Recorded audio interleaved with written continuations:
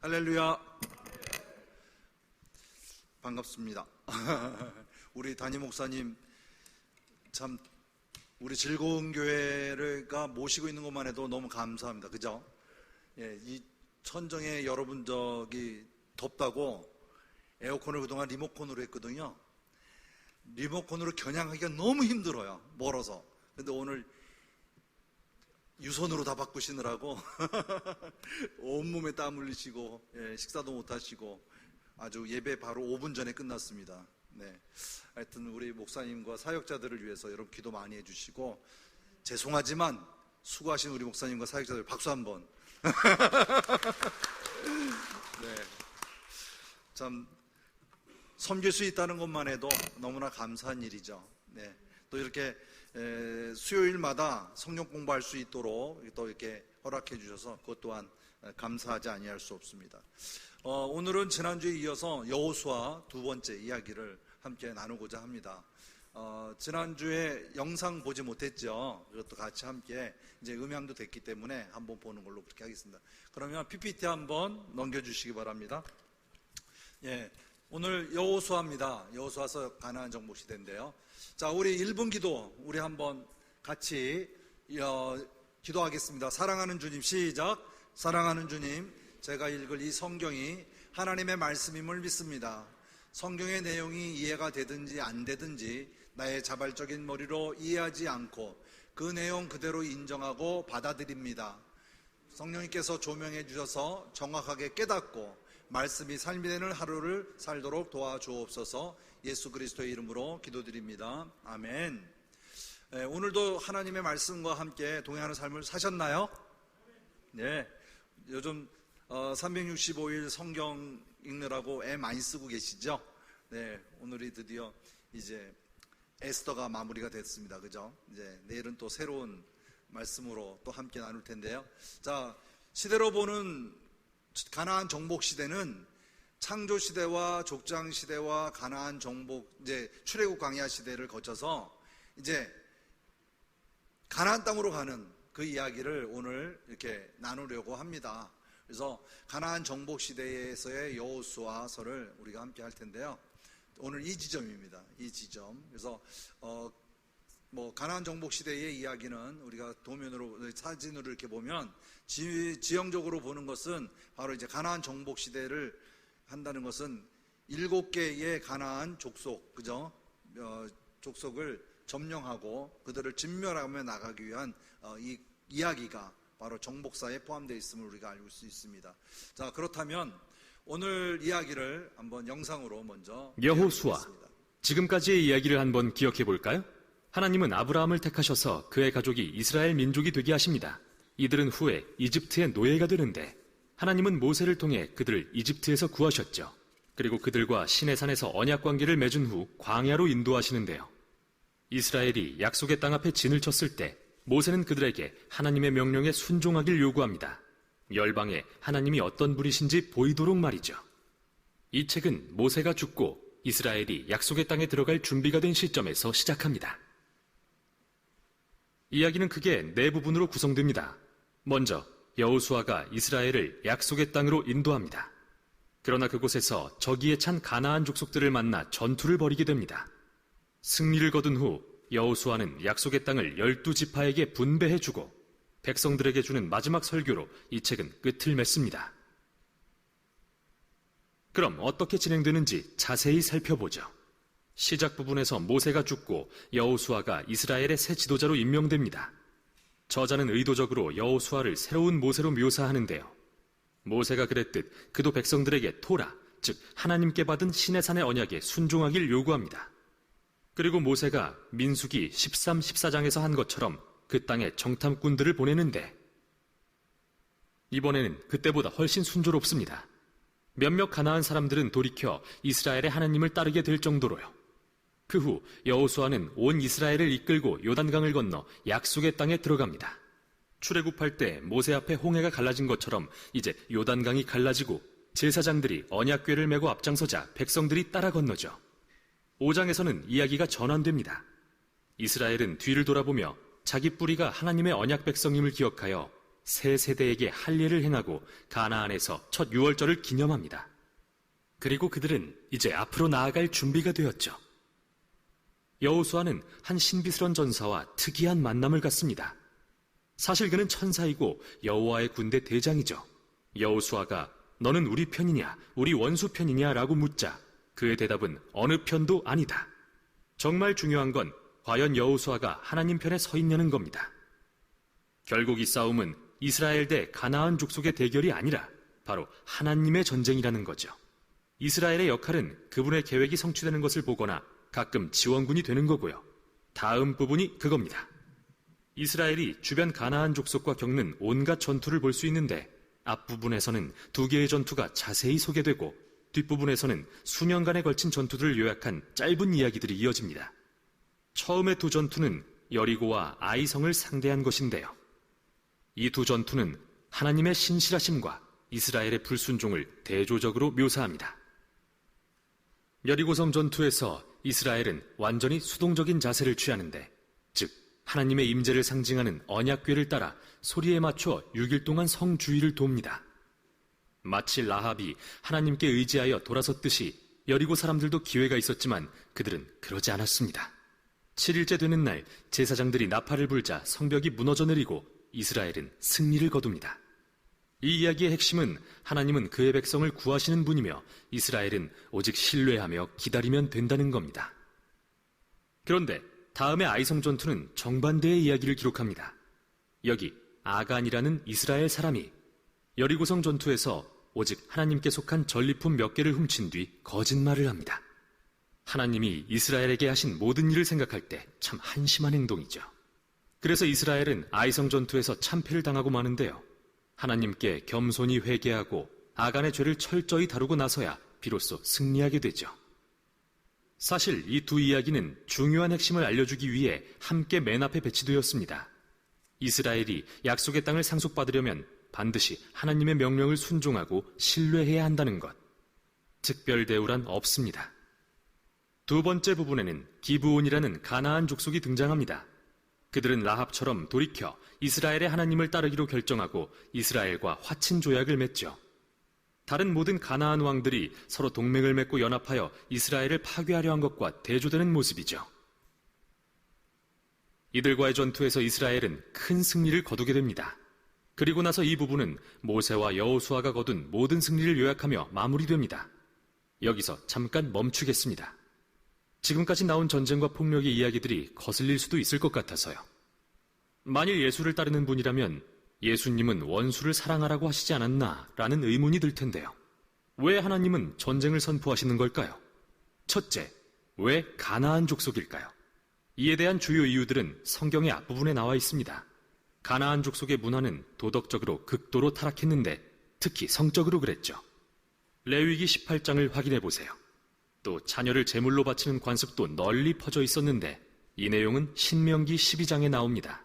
하나님은 이스라엘이 이런 관습의 영향을 받는 걸 원치 않으셔서 가나안 족속을 떠나게 하신 겁니다. 여기서 두 번째 의문이 듭니다. 하나님은 정말 가나안 족속을 집단 학살하라고 명령하신 걸까요? 언뜻 보기에는 이 이야기들에 나오는 표현을 보면 이스라엘이 그들을 완전히 진멸하고 호흡이 있는 것은 하나도 남기지 않은 것처럼 보입니다. 그러나 다시 살펴보면 이 구절들이 문자 그대로가 아니라 일종의 과장법이라는 걸 알게 됩니다. 가나안 족속에 대한 원래의 명령을 신명기 7장에서 보겠습니다. 이스라엘에게 먼저는 가나안 족속을 쫓아내고 다음으로 진멸하라고 하십니다. 그리고 나서 그들과 혼인하지 말며 어떠한 언약도 맺지 말라고 하십니다. 진멸한 사람과 어떻게 혼인을 하겠습니까? 즉 문자적 의미가 아니라는 겁니다. 같은 맥락이 여호수아의 이야기에도 적용되는데요. 살펴보죠. 예를 들어 여호수아 10장에는 이스라엘이 헤브론과 드빌 성읍에 한 사람도 남기지 않았다고 나오는데요. 15장을 보면 여전히 가나안 족속들이 사는 걸 알 수 있습니다. 그러니까 여호수아는 다른 고대 전투에 대한 기록처럼 서사적인 문체로 문자 그대로가 아닌 과장법을 사용한 거죠. 집단학살이라는 단어도 여기에 적합하지 않은 이유는 하나님께 돌이킨 가나안 족속들이 있기 때문입니다. 라합이나 기브온 족속처럼요. 하나님은 그분께 돌아오는 자를 받아주십니다. 마지막으로 이 이야기들은 이스라엘 역사의 매우 특정한 순간을 기록하고 있다는 점입니다. 이 전투들은 가나안 땅의 소수의 족속에게 국한된 것이었고 다른 민족들에 대해서 하나님은 이스라엘에게 화평하라고 명하셨죠. 신명기 20장을 확인해 보세요. 따라서 이들 전투를 기록한 목적은 절대 하나님의 이름으로 폭력을 행사하라는 말이 아닙니다. 오히려 하나님께서 역사의 특정 순간에 인간의 악에 대해 공의를 행사하시고 이스라엘이 가나안 족속에게 전멸되지 않도록 구하셨다는 것을 보여주기 위함이죠. 자, 다시 이 책의 구성으로 돌아가 봅시다. 수년간의 전투 후 나이가 든 여호수아는 가나안 땅을 이스라엘의 12지파에게 분배하기 시작하는데요. 이 부분은 거의 다 경계선의 나열입니다. 솔직히 좀 지루하죠. 마치 그림 없는 지도를 읽는 것 같아서요. 그러나 이스라엘 백성에겐 이 목록이 매우 중요한데요. 하나님이 오래전에 아브라함에게 약속하신 내가 너의 자손에게 이 땅을 주겠다고 약속하신 말씀의 성취이기 때문이죠. 어떻게 땅을 분배했는지 자세한 설명이 끝나고 이제 마지막 부분으로 이어집니다. 여호수아는 백성들에게 2번의 설교를 하는데요. 이는 모세가 신명기에서 했던 마지막 설교와 매우 비슷합니다. 여호수아는 백성들에게 그들을 약속의 땅으로 인도하시고 가나안 족속으로부터 구하신 하나님의 자비를 상기시킵니다. 그리고 가나안의 우상들로부터 돌이켜 하나님과 맺은 언약에 신실하라고 요구합니다. 만일 그렇게 한다면 약속의 땅에서 생명과 복을 받을 것이지만 그렇지 않는다면 이스라엘에게도 가나안 족속들처럼 하나님의 심판이 내릴 것이라 경고합니다. 약속의 땅에서 쫓겨나 포로가 될 것이라고요. 여호수아는 이스라엘에게 선택을 남기고 떠나는데요. 과연 그들은 무엇을 할까요? 이 중대한 질문을 남긴 채 끝이 납니다. 여기까지 여호수아였습니다. 네, 잘 보셨죠? 지난주에 먼저 보고 시작했어야 되는데 지금 여호수아의 개요를 우리가 함께 전체 23까지에 있는 이야기를 들었습니다. 지난주에 했었으니까 그 중복되는 부분들은 아마 이해가 좀 더 도움이 됐으리라 이렇게 생각이 되어집니다. 땅의 정복에 대한 1장부터 12장까지 있는 내용인데요. 그 가나안 정복의 2가지 의미를 지난주에 함께 나눴습니다. 그 중에 첫 번째가 하나님 나라의 완성, 즉 약속의 성취라는 거죠. 창세기 17장 8절에 있는 말씀, 내가 너와 내 후손에게 내가 거류하는 땅, 이 땅, 곧 가나안 온 땅을 주어 영원한 기업이 되게 하고 나는 그들의 하나님이 되리라 라고 약속하셨던 그 약속이 여호수아가 가나안 땅을 점령함으로써 바로 약속이 이루어지는 이야기가 바로 있습니다. 그래서 이것이 첫 번째 의미고요. 두 번째는 아모리 족속의 죄의 심판에 대한 예언 성취입니다. 왜냐하면 창세기 15장에 이미 아모리 족속이 가나안 땅에 있었는데 그때는 죄악이 아직 가득 차지 아니하였다라고 표현함으로써 그 죄에 대한 심판에 대해서 예언을 하셨던 것을 볼 수가 있습니다. 자, 이제 가나안에 대한 이야기를 할 텐데요. 지도자 여호수아에 대해서는 지난주에 우리가 강하고 담대하라, 두려워하지 말라, 놀라지 말라, 내가 어디로 가든지 내 하나님 여호와가 너와 함께하느니라 라고 임마누엘의 하나님이심을 여호수아에게 그대로 얘기하는 것을 우리가 함께 보았습니다. 그래서 이 모세는 아까도 자막에 나왔던 것 같이 새로운 모세로 이렇게 등장을 시키는 이유 중에 하나가 이스라엘 백성들은 모세를 어떻게 보면 신과 같은 존재예요. 모든 것들을 하나님을 대면한 자이기 때문에 그로 하여금 모든 것을 이룰 수 있다 이렇게 판단을 하고 그의 지도력과 능력을 따랐던 사람이 바로 이스라엘 백성들이 따랐던 사람이 바로 모세입니다. 근데 모세가 죽고 나니까 이들에게는 어떻게 됐을까요? 아무리 하나님이 지명하였고 모세가 지명하여 많은 이스라엘 백성들에게 나의 후계자가 여호수아다라는 것을 얘기했음에도 불구하고 그들은 모세와 같은 신뢰가 되지 않았던 것이죠. 그래서 여호수아서 1장에 보면 여호수아라고 하는 인물이 모세와 같은 능력을 가졌다는 것을 계속 강조합니다. 그리고 그의 후원자, 다시 말하면 지목한 자가 하나님이시기 때문에 하나님이 그와 함께함으로써 그가 모든 능력을 하실 거다, 능력을 나타낼 거다 이렇게 강조하고 있는 것이죠. 자, 이 말씀에 따라서 이제 여호수아가 자기의 때를 벗고 이제 진정한 모세가 출애굽에서 이스라엘 백성들을 이끌어내는 것 같이 이제 가나안 땅을 정령하고 나가는 데 있어서의 여호수아의 입장이 굉장히 중요함을 나타내고 있는 것입니다. 하지만 1세대가 가나안에서 출애굽에서 나와서 가나안에 들어가는 세대 중에 2세대가 경험하지 못했던 모세가 행하였던 일들을 경험하지 못하였던 그 세대가 지금 동행하고 있는 거거든요. 그렇기 때문에 이미 구전으로 들고 있고 먼저에 행하였던 1세대와 1.5세대가 경험했던 이야기들을 지금 귀로만 듣고 이야기로만 듣고 있는 상황이잖아요. 이제 이것이 모세에 의해서 이루어진 것이 아니라 하나님에 의해서 이루어져 간다는 것을 이제 드러내는 이제 사건들이 반복돼서 나옵니다. 그래서 이것을 임마누엘의 하나님인 것을 분명히 얘기하면서 여호수아도 내가 하나님께서 그와 함께 할 것이다라고 하는 것을 강력하게 얘기하고 있는 것이 바로 1장에 나오고 있습니다. 자, 여호수아입니다. 그렇다면 모세와 여호수아는 어떠한 대비책을 갖고 있을까? 서로 비교될 수 있을까? 하는 것이죠. 그래서 모세와 여호수아 중에 먼저 6월절 출애굽할 때에 6월절을 경험하고 홍해를 건너는 사건이 나옵니다. 근데 여호수아에도 마찬가지 요단강을 건너고 요단강을 건넌 후에 광야에서 행하지 못하였던 첫 번째 6월절을 가나안 땅에서 하게 되거든요. 바로 이러와 같이 동일성을 갖게 되는 것이고, 또 한 가지 뭐냐면 내 신을 벗어라 모세를 불렀을 때에 가시 떨그나무에서 불렀던 하나님이 이제는 군대대장 여호와의 천사를 보내서 내 신을 벗어라 라고 하면서 여리고 성을 점령하기 전에 이미 하나님께 동일한 조건의 과정을 겪는 것을 볼 수 있습니다. 또 한 가지 뭐냐면 모세도 마지막 신명기에서 3번의 설교로의 고별 설교를 하잖아요. 그죠? 하나님의 백성으로서의 그 중재와 하나님과 백성으로의 관계를 중재하고 있는데, 여호수아도 마찬가지. 마지막 24장에 보면 하나님과 백성을 위하여서 고별 설교를 하는 한 편이 들어가 있습니다. 그래서 이러한 것들을 볼 때 모세와 여호수아는 함께 같은 조건상에서 오히려 탁월함과 그의 지도력을 드러내고 있는 것을 볼 수가 있습니다.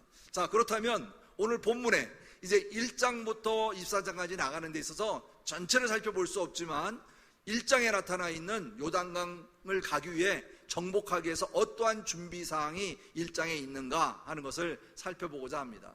자, 1장 11절 말씀에 보면요, 사흘 안에 요단을 건너가기 위해서 첫 번째 양식을 준비합니다. 양식을 준비하라. 그렇죠? 그 다음에 두 번째가 뭐냐 하면 요단 동편에 이미 땅을 하나님께서, 그죠? 이 모세를 통해서 이미 땅을 분배하잖아요. 그죠? 그게 바로 루벤 지파와 갓 지파와 므낫세 반 지파, 이 세 지파에게 이미 땅을 정복해 주셨죠. 이미 나눠 주었어요.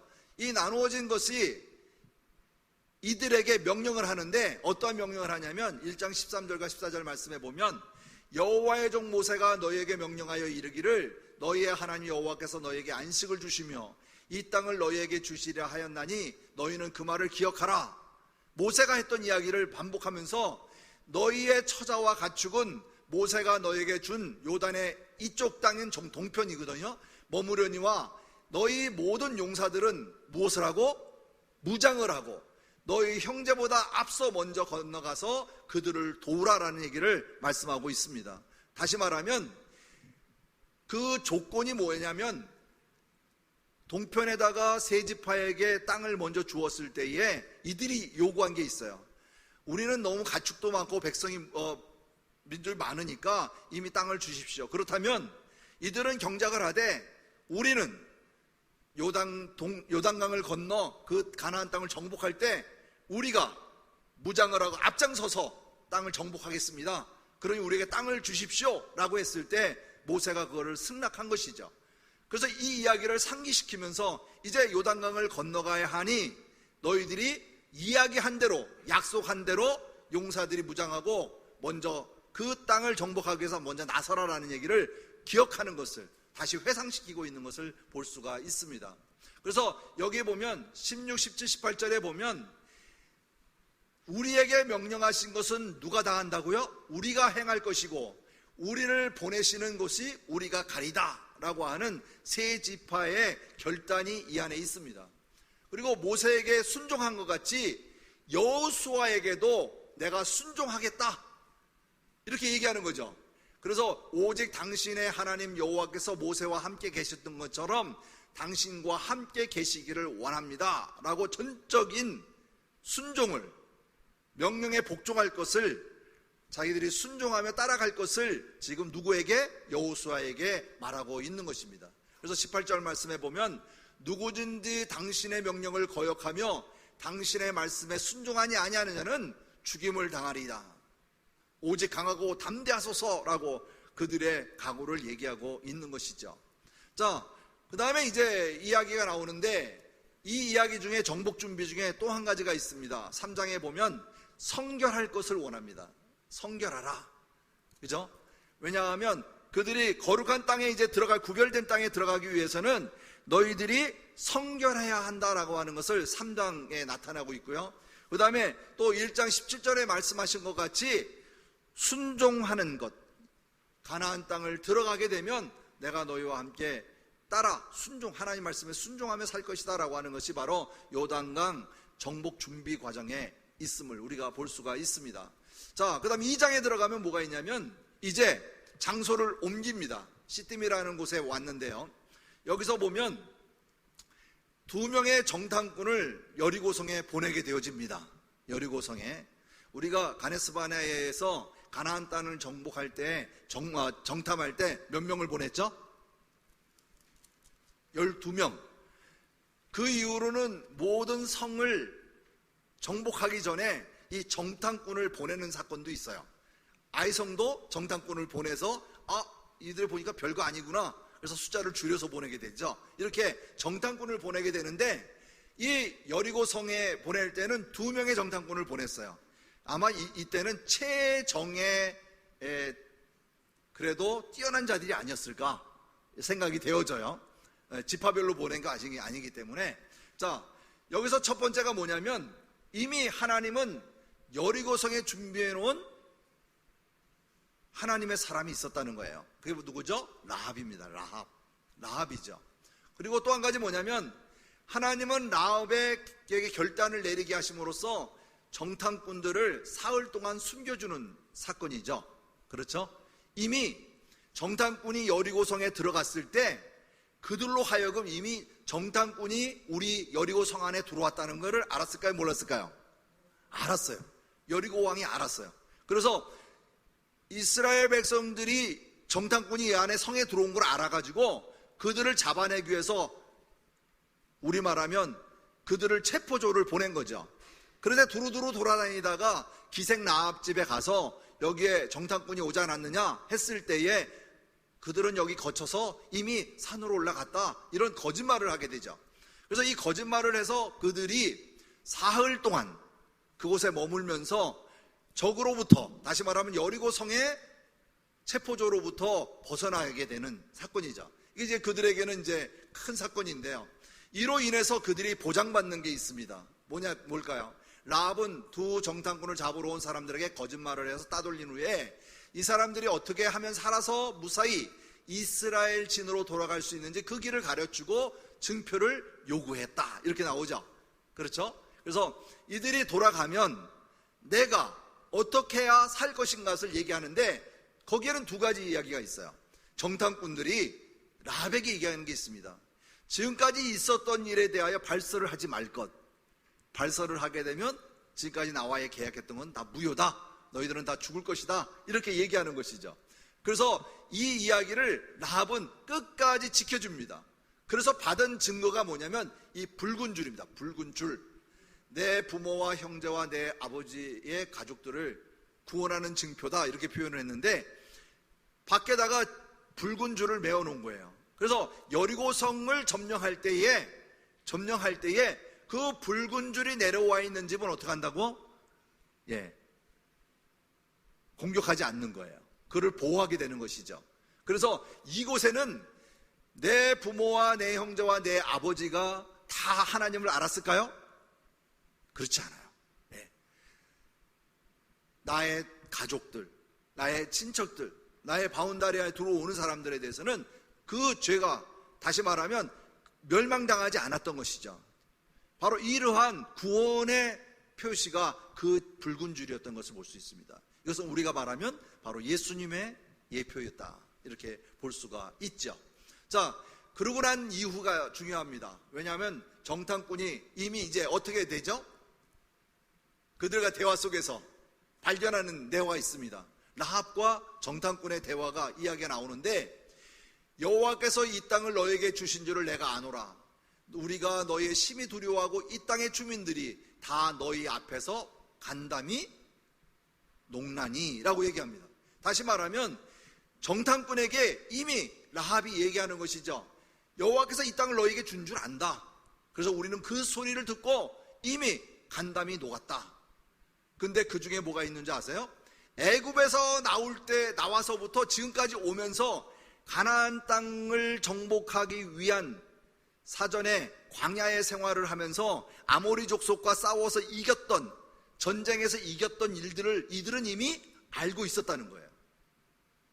그렇죠? 그래서 그 얘기가 나옵니다. 10절 말씀에 보면 애굽에서 나올 때에 너희 앞에서 홍해 물이 마르게 하신 일과 그 다음에 요단 저쪽에 있는 아모리 사람들의 두 왕 시온과 옥에게 행하였던 일, 그리고 그들을 전멸시킨 일을 우리가 이미 들었다 하는 거예요. 그러니까 이들은 이미 이스라엘 백성들이 온다고 할 때에 가나안 땅을 지나가기 위해서는 북미 여리고성을 지나가야 되는데, 이미 그들은 그 이야기, 행하셨던 일들에 대하여, 하나님이 하신 일에 대하여 이미 듣고 벌써 전쟁의 준비가 아닌 두려움에 앞서 있었던 것이죠. 왜냐하면 나중에 이제 여리고성에 나갈 때 보면 성이 얼마나 요새화되어 있는지 사진으로 볼 수가 있거든요. 자, 그 다음에 11절 말씀에 보면 우리가 듣자 곧 마음이 녹았고 너희 마음에 너로 말미암아 사람이 정신을 잃었다니 너희 하나님 여호와는 위로는 하늘에서도 아래서는 땅에서도 하나님이십니다. 이렇게 얘기했어요. 이걸 개역개정의 표현이고, 개역 한글 예전에 성경에 보면 상천하지의 하나님이라고 이렇게 나오거든요. 다시 말하면 위로는 하늘에서, 땅에는 이 아래로는 땅에서 누구의 하나님이다? 하나님이 이미 전쟁으로 이스라엘에 가는 길을 열었다라고 보는 것이죠. 그래서 이 말씀에서의 이 기생라합이 어떤 일을 행하였는가? 그러면 이 기생라합에 대해서도 우리가 알아야 되지 않겠어요? 그래서 기생라합은 바알신, 다시 말하면 다산과 풍년의 그 신으로 그에게 제사를 드릴 때 그 앞에서 행위하는 그 종교가 바로 바알신이에요. 바알신. 이게 가나안의 종교거든요. 그래서 이 라합이 선택해야 될 것은 뭐냐면, 내가 여리고성에 머무를 때 내가 조국을 택할 것인가 아니면 여호와를 택할 것인가를 선택해야 되는 기로에 서 있던 거죠. 하지만 그는 누구를 택했어요? 바로 여호와를 선택함으로써 가장 삶 속에서의 가장 중요한 선택을 하게 되는데, 지난번에 우리가 새벽기도 때 얘기 나눴죠. 그래서 신앙의 성장 속에서 우리는 항상 선택하고 결정해야 된다. 이것은 하나님도 결정할 수 있는 우리에게 주어지지 않는 것이다. 그래서 우리는 날마다 선택을 해야 되고 결정을 해야 되는 책임은 누구에게 있다? 나에게 있다. 그래서 온전한 분별력을 가져야 하는데, 이 라합은 그런 분별력을 가졌어요. 그래서 하나님께서 예비하신 이미 라합을 통하여 하나님의 뜻이 이미 세워져 있었고, 그가 하나님에 대한 존재를 이미 알고 있었고, 그 신앙 고백을 하고 있는 것을 우리가 볼 수가 있는 것이죠. 자, 이 여리고성에 살고 있던 기생 라합을 통해서 하나님께서는 구원의 계보를 이어가고 있는 것을 나중에 살펴볼 수가 있겠습니다. 그래서 여기서 보면 가나안의 종교 우상들이 얼마나 많았는가 이렇게 살펴보면, 아스타로, 바알과 아세라, 이게 나오는 것 중에 이게 아스타롯이고요. 그 다음에 바알과 아세라는, 바알은 농경의 신, 폭풍의 신, 그래서 비와 번개와 이런 바람을 이야기하고 있고, 다산, 많은 그죠? 아이를 낳는 이런 상징을 갖게 되는 것이 아세라입니다. 이게 아주 끊임없이 구약시대에 끝까지 따라다닙니다. 그래서 이 가나안 땅에 있는 이런 종교들을 통해서 우리가 여러 가지 토속적인 그 종교의 뿌리를 우리가 살펴볼 수 있습니다. 그 중에 이 몰렉입니다. 몰렉. 이 몰렉은 여기 보면 몰렉, 밀곰, 말감 이렇게 불리기도 하는데, 이 암몬족 속의 국가의 신입니다. 신, 암몬족 속의 국가의 신. 여기 이제 성경 구절 한번 찾아보시면 되고요. 중요한 건 뭐냐면, 이 몰락 맨 위에 보면 황소 머리에 사람의 형상을 하고 있는데 어린아이의 희생제물로 바쳐지고 섬기는 것을 볼 수가 있어요. 다시 말하면 아이들을 희생의 제물로 드려지는 이 가나안에 이러한 풍속이, 이 종교가 있다는 것이죠. 그래서 성경에서도 아까 얘기했지만 신명기나 말씀에 보면 인신공양하는 문제들이 있어요. 다시 말하면 더 나가서 보면 우리나라에게도 옛날에 심청전에 보면 파도를 잔잔하기 위해서 심청이가 임당수에 빠지는, 이렇게 몸을 던져야 되는 이런 것도 인신공양의 하나지요. 그래서 이런 일들이 이때도 만연되어 있었다 하는 것을 살펴볼 수 있습니다. 그래서 다른 종교에 대한 것들은 책을 참조하시면 좋을 것 같고요. 다음 이야기하겠습니다. 자, 여기 보면 이 더러운 가나안의 생활 속에 이 성문화의 문제가 있습니다. 성문화가. 그래서 이것을 레위기 18장에 보면 그 법을 얘기할 때 7절과 10절까지는 근친상간을 금지하고 있고 21절, 22절, 23절에 보면 자녀 인신 공양 금지, 그 다음에 동성애 금지, 짐승과의 관계 금지, 이렇게 나와 있어요. 그래서 25절을 토탈해 보면 그 땅도 더러워졌으며 내가 그 악으로 말미암아 벌하고 그 땅도 스스로 그 주민을 토해내느니라. 그 정도로 악해졌다는 것을 우리가 볼 수가 있습니다. 그래서 가나안 땅에는 이러한 성문화 문제뿐만 아니라 그 자체가 벌써 하나님 보시기에 악하여졌다는 것을 볼 수가 있는 것이죠. 아까 이야기 나눈 대로 여기에 보면 정탐꾼과의 신앙 고백 속에서 두 가지로 구분해서 비교해 보았더니 이런 게 있습니다. 라합의 신앙 고백은 우리가 함께 했었죠. 너의 하나님 여호와는 위로는 하늘에서도 아래로는 땅에서도 하나님이시니라 얘기했다면, 바로 모세의 신앙 고백도 마찬가지였죠. 모세가 신명기 4장 39절 말씀해 보면 그런즉 너는 오늘 위로 하늘에나 아래 땅으로나 오직 여호와는 하나님이시요 다른 신이 없는 줄을 알아 명심하고라는 말이 나오는데, 이것을 아까 얘기한 대로 상천하지, 그죠? 하나님의 고백을 라합과 모세와 같이 하나님에 대한 신앙의 고백을 하고 있는 것을 볼 수가 있습니다. 그 다음에 여리고 성에 그 소문이 있는데요, 소문을 보면 간담이 녹았더라 하는 말이 여러 군데 나와요. 그래서 2장 9절에 보면 이 땅의 주민들이 너희 앞에서 간담이 녹나니라고 얘기하고 있고, 11절 말씀에는 우리가 듣자 곧 마음이 녹았고 너로 말미암아 사람이 정신을 잃었다 이렇게 얘기하고 있고, 24절 말씀에 보면 온 땅을 우리 손에 주셨으므로 그 땅의 모든 주민들이 우리 앞에서 간담이 녹더이다. 이미 전세는 뒤집혔음을 그 분위기로서 우리가 알 수가 있겠죠. 그 다음에 보면 이 가나안 전 지역에 이미 이스라엘과 하나님에 대한 소문이 바닥에 퍼졌음을 우리가 살펴볼 수 있습니다. 그래서 가나안 사람들을 이미 이 소문을 통해서 제압당하고 있다 하는 것을 풀어볼 수가 있습니다. 자, 이미 가나안 땅은 누구의 것이죠? 누구의 것이죠? 하나님의 전쟁이고 하나님께서 이스라엘 백성에게 줬음을 얘기했음에도 불구하고 왜 그냥 들어가면 되지, 왜 전쟁하면서 그들을 진멸하면서 나갈 수밖에 없었을까 하는 이야기죠. 그래서 오늘의 이야기가 이제 첫 번째, 요단강 도하의 대형이 여기 나옵니다. 그래서 3장 13절 말씀에 보면 온 땅에 주 여호와 궤를 맨 제사장들의 발바닥이 요단물을 밟고 멈추면 요단물 곧 위에서부터 흘러내리던 물이 끊어지고 한 곳에 쌓여 서리라. 자, 홍해를 건널 때는 물을 바다를 갈라서 멈추게 했어요. 그죠? 그리고 그 마른 땅을 건너게 했잖아요.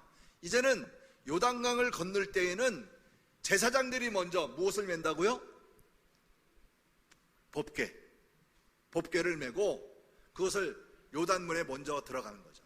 그래서 발을 먼저 대면 흐르던 물이 멈추고 위에 머물러 있는 것을 얘기합니다.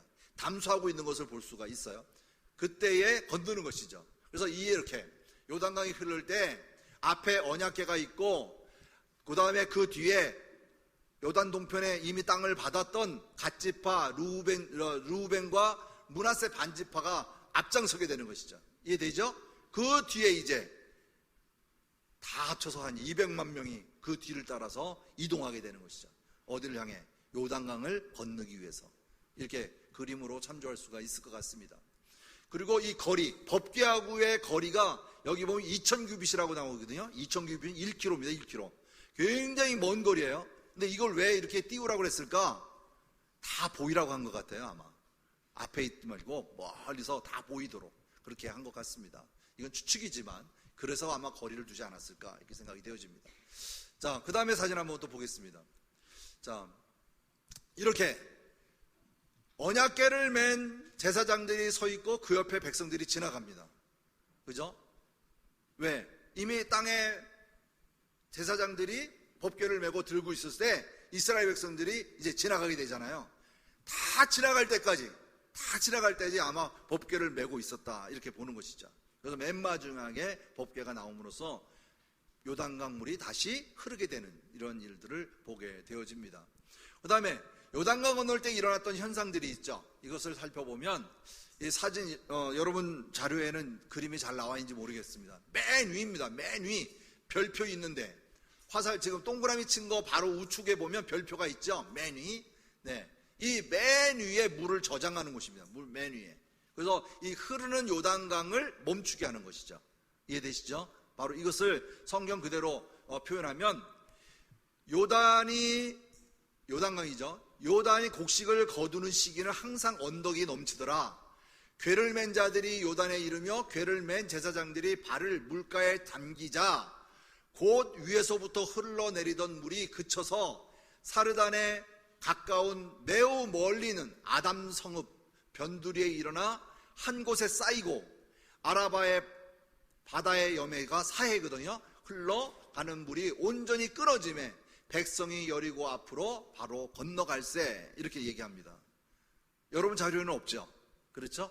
라합까지만 얘기했기로 했기 때문에 그래서 여기에 대한 이야기들이 다음 주에 다시 한번 반복할 거기 때문에 오늘 자료로 보여드립니다. 그래서 다시 말하면 하나님께서 이미 계획하신 이 계획 속에 이제 요단강을 건너야만이 가나안 땅을 갈 수 있는 지경이 있는 거죠. 그렇죠? 그래서 이제 요단강을 건너기 위한 그들의 각오예요. 그래서 미리 아까 말씀드렸다시피 건너기 위해서 준비하는 과정들이 필요하다. 우리가 인생을 살면서도 가장 중요한 게 뭘까요? 어떠한 일을 이야기하기에 작업하기에나 또는 계획을 할 때 분명히 사전에 준비가 필요해요. 신앙적인 사전에도 준비가 필요합니다. 내가 어떠한 일을 할 때 무작정 일을 진행하는 것이 아니라 먼저 하나님 앞에 바로 서는 기도의 삶을 그리고 말씀으로 나에게 하나님이 어떠한 말씀을 주시는지 다시 한번 나에게 그의 음성에 귀를 기울이는 그런 준비가 우리에게 필요한 것이죠. 그 다음에 우리가 살아감에 있어서도 항상 감사하고 그날에 대하여 기뻐해야 될 일은 나와 하나님이 동행하는 그 삶을 내가 느끼고 살아야 돼요. 경험하며 살아야 됩니다. 그렇게 되면 특별할 게 없는 것 같아요. 그죠? 예? 뭘 적으라 그러면 적을 게 없잖아요. 오늘 적으라 하면 적을 게 있나요? 제가 우리 학생들한테 유초등부 아이들한테 얘기한 적이 있어요. 주일날 설교할 때 거짓말 안 하는 사람 손 들어보라 그러니까 밥 먹고 일어나서 교회로 왔으니까 그 사이에 몇 마디나 나눴겠어요. 그죠? 거짓말 하는 아이가 있었을까요? 없었을까요? 그 사이에 거짓말하는 아이가 없었어요. 하지만 하루를 전체적으로 돌아봤을 때 거짓말을 하게 될까요? 안 될까요? 바로 이겁니다. 새벽에 문을 열고 하나님 앞에 내가 바로 서겠다고 오늘 결단하면 말씀을 보고 결단하게 되어지면 그 말씀대로 살기를 노력하게 돼요. 우리 목사님이 말씀하실 때 여러분 대단한 사람입니다라고 오늘 새벽에도 말씀하셨어요. 교회 안에 있는 분들은 거짓말하거나 또는 세상과 접할 일이 없을 때에는 내가 오늘 하루를 거룩하게 산 것 같잖아요. 근데 우리 성도님들은 오늘도 세상 속에서 세상과 부딪히면서 살잖아요. 거기서 이겨낸다는 게 얼마나 힘들고 어렵습니까? 하지만 우리가 말씀을 붙잡고 그렇게 살지 않겠다라고 다짐하며 하나님의 말씀에 귀를 기울이고 음성에 귀를 기울일 때 이겨낼 수 있잖아요. 그게 바로 연단이고 그게 바로 믿음의 성장입니다. 우리의 삶 속에 날마다 새로운 것을 공급하시는 하나님을 내 마음으로 받아들였을 때에 거기에 누리는 기쁨은 이루 말할 수가 없어요. 나의 작은 성취 하나가라도 우리가 버리지 말고 그거를 감사함으로 여기는 우리 모두가 되기를 바랍니다. 작은 것 하나라도 놓치지 말고 이것 또한 하나님께서 주신 것이다 라고 감사하는 우리의 삶이 되기를 바랍니다. 우리가 여리고 성을 점령하고 또 아이 성을 점령하고 이제 이 가나안 땅을 완전히 정복한 후에 이스라엘 12지파에게 땅을 분배했을 때에 그때의 그 기쁨은 어땠을까? 그죠? 하나님의 그 약속 680여 년이 지난 이후에 그 약속이 이루어졌을 때의 그 기쁨은 어땠을까? 요즘 제가 이제 사사기를 마무리하면서 작업하면서 마무리하는데 미리 사사기를 얘기하고 싶을 정도의 이야기 막 목구멍에서 나왔다 들어갔다 나왔다 들어갔다 합니다. 이렇게 열심히 산들 우리는 또 돌아가고 또 죄를 짓게 되고 또 내가 또 하나님을 모른다 부인하게 되고 이러한 삶이 그 생활 속에 있었던 것을 볼 수가 있잖아요. 그래서 우리가 중요한 것은 영원한 왕 하나님이 나의 주인됨을 우리는 감사하게 여기는 우리 성도님들 되기를 바랍니다. 오늘도 이렇게 성경 공부하는 것이 나에게 감사하는 삶이라는 것을 기억하시면 고맙겠습니다. 그리고 하루하루가 이 여호수아를 공부해서 중요한 것이 아니라 여호수아서가 여러분이 한번 책을 폈을 때 성경책을 폈을 때 여호수아서를 볼 때 좀 더 접근이 쉽게 하기 위해서 이렇게 공부하는 것이니까 배움에서 뒤치지 아니하고 한 번 더 성경을 읽으면서 아, 이 말씀이었구나 하나님의 계획이 이러했구나 라고 다가가는 우리 성도님들 되기를 바랍니다. 그래서 요한계시록까지 우리 목사님 올해까지는 가야 될 거야 라고 말씀하셨는데 참으로 깁니다. 그죠? 예, 여러분이 길 것 같아요. 저는 너무 좋아요. 우리 목사님한테 죄송하지만 저는 너무 좋아요. 왜? 또 보고 매일 또 보고 예? 자료를 계속 보고 뭐 있는 책 없는 책 다 갖다 놓고 참조해 가면서 도면 만들어 보고 또 보고 아, 이 말도 여기 있었구나 다시 또 뒤져보고 찾아보고 그래서 성경에서 확증을 얻어야 내가 옮기거든요. 그러니까 많은 설이 많지만 그거를 내가 성경에 찾았을 때 그것을 찾아 넣기 때문에 그래도 우리가 시간 날 때 하나님의 말씀을 좀 더 가까이 하는 우리 성도님들이 되기를 바랍니다. 오늘 자료가 여기까지이기 때문에 제가 더 이상 말씀 못 드리고 다음 주에 다시 나오는 자료를 통해서 우리 함께 더 공부하도록 그렇게 하겠습니다. 지금까지 무더위에 오늘도 이겨내 주셔서 감사드립니다. 남은 시간 주님과 동행하는 귀한 시간 되기를 주님의 이름으로 부탁드립니다. 기도하겠습니다. 사랑의 하나님 고맙고 감사합니다. 오늘도 우리의 삶 속에서 주님의 그 도우심을 입으며 살면서도 아버지 하나님 우리가 깨닫지 못하고 어리석음의 삶 속을 살았음을 주님 앞에 고백합니다. 하지만 하늘의 기쁨과 또한 그의 소망이 우리에게도 언약 속에 있음을 감사하고 그 언약을 바라보며 그 믿으며 나가는 우리 모두가 되기를 원합니다. 아버지 하나님 주의 말씀 속에 거하시는 주님을 내 마음판에 새기게 하시고 그 말씀대로 순종하며 살아가는 하루하루가 되도록 축복하여 주옵소서. 오늘도 말씀 속에 거하신 주님께 감사드리오며 살아계신 예수 그리스도의 이름으로 기도드리옵나이다. 아멘.